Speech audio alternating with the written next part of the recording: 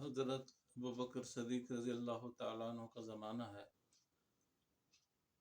مدینہ سے دور افتادہ ایک آبادی ہے، اور اس میں مسلمان سارے کے سارے صبح سویرے اٹھے ہوئے ہیں۔ یہ صبح سویرے اٹھنا یہ مسلمانوں کی پہچان ہوا کرتی تھی، نشانی ہوا کرتی تھی کہ مسلمان صبح سویرے اٹھتے ہیں۔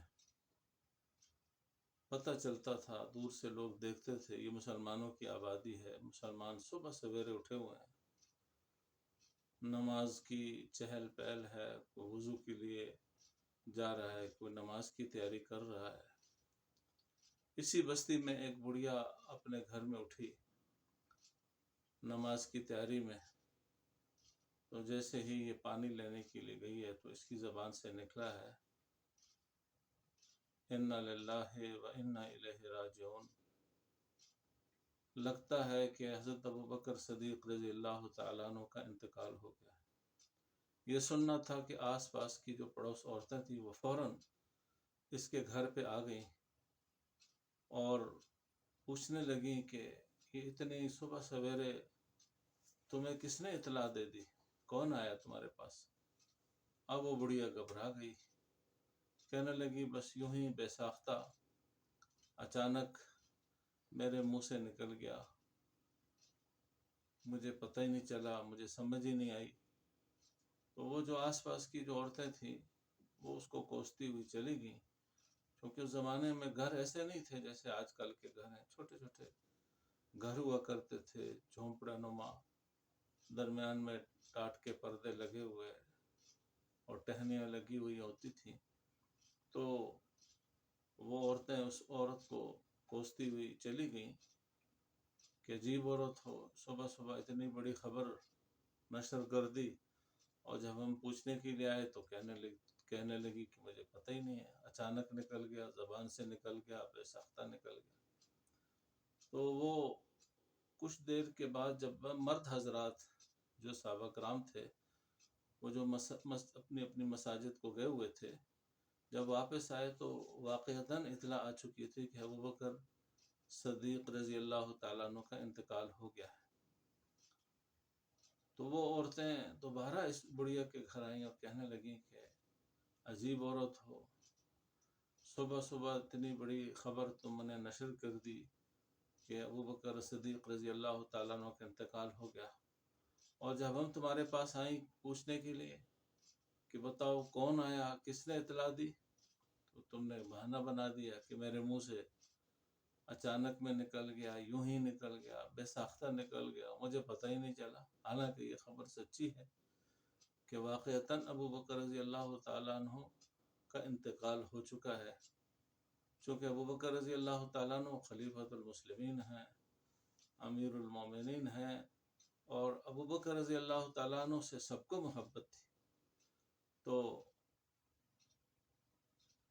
اس عورت نے بتایا کہ نہ کوئی شخص میرے پاس آیا، نہ کوئی فرشتہ آیا، نہ کوئی وحی میرے پاس آئی، بلکہ واقعہ یہ ہے کہ جب سے ابوبکر رضی اللہ تعالیٰ عنہ خلیفہ بنے ہیں تو وہ روزانہ صبح آ کر میرے گھر کا پانی بھر جایا کرتے تھے، صفائی کر جایا کرتے تھے۔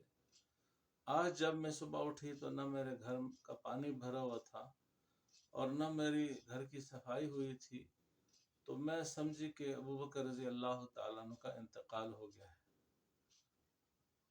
تو یہ جو چھوٹے چھوٹے کام کرنے سے انسان بڑا بنتا ہے۔ حضرت ابوبکر صدیق رضی اللہ تعالیٰ عنہ یہ جب سے خلیفہ بنے، یہ نابینا بڑھیا کے گھر اذان سے پہلے، صبح صادق ہونے سے پہلے آ کر یہ سارے کام کر جایا کرتے تھے۔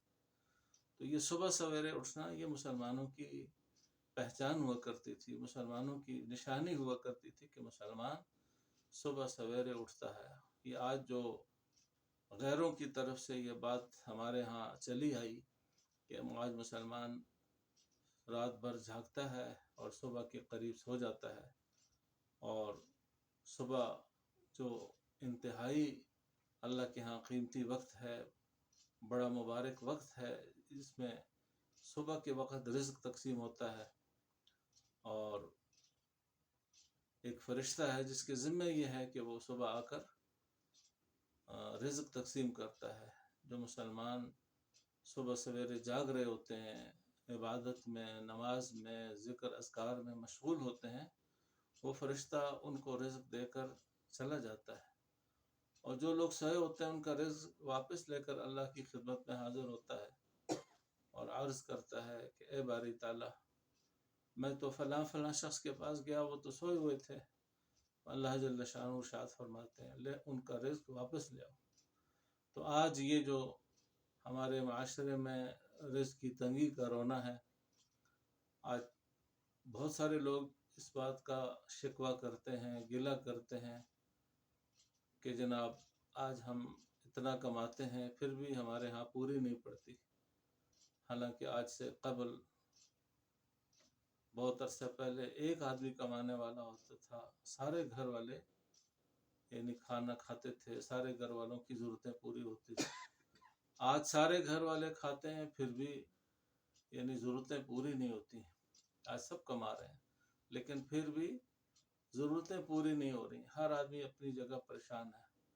اس کی شاید اور تھوڑی بہت وجوہات بھی ہوں، لیکن سب سے بڑی وجہ جو ہے وہ یہ ہے کہ آج مسلمانوں کا ایک بہت بڑا طبقہ، میجورٹی آف امت، یعنی آج صبح کی نماز سے غافل ہے. مسلمانوں کی بستی سے آپ صبح گزر کے چلے جائیں، یوں لگتا ہے جیسے قبرستان سے گزر رہے ہیں. بہت کم گھر ایسے ہیں جن سے لوگ مسجدوں میں صبح سویرے آ رہے ہوتے ہیں اور مسجد کے اندر جو ہے آ کر نماز پڑھ رہے ہیں. اکثر لوگ خواب غفلت کے اندر پڑے رہتے ہیں، سوئے رہتے ہیں، جس کی وجہ سے گھروں کے اندر بے برکتی، نماز، تلاوت، ذکر اذکار جس سے برکتیں آتی ہیں آج وہ گھروں سے ختم ہو گئے، جس کی وجہ سے آج گھروں کے اندر بے برکتی ہے. تو اگر ہم چاہتے ہیں ہماری معاشی زندگی بھی ٹھیک ہو، ہماری جو ہے وہ دنیا بھی سنور جائے، ہماری آخرت بھی ہماری سنور جائے، تو اس کے لیے ہمیں اللہ کے حضور سچی توبہ کر کے ہمیں 5 وقت کی نماز باجماعت پڑھنی پڑے گی اور اہتمام کرنا پڑے گا.